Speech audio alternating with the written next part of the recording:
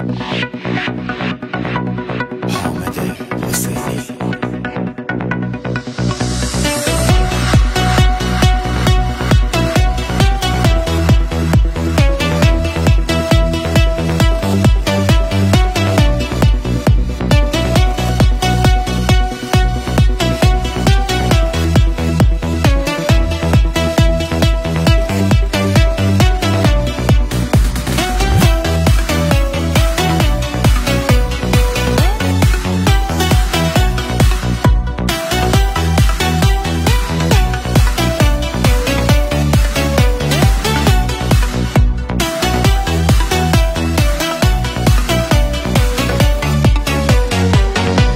شانه هایت را برای گریه کردن دوست دارم، دوست دارم. بی تو بودن را برای با تو بودن دوست دارم، دوست دارم. عالی است خودخواهی من، برتر از آلایش تن. من تو را بالاتر هستم، برتر از من دوست دارم. شانه هایت را برای گریه کردن دوست دارم، دوست دارم.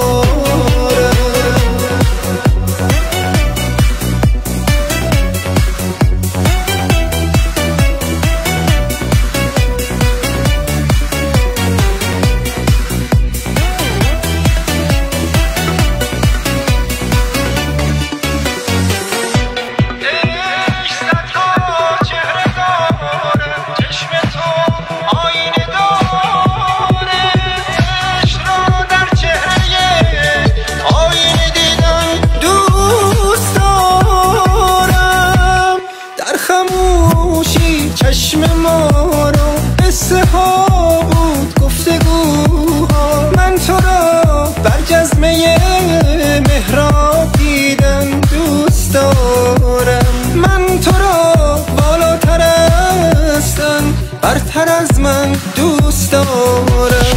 شانه هایت را برای گریه کردن دوست دارم، دوست دارم. بی تو بودن را برای با تو بودن دوست دارم، دوست دارم.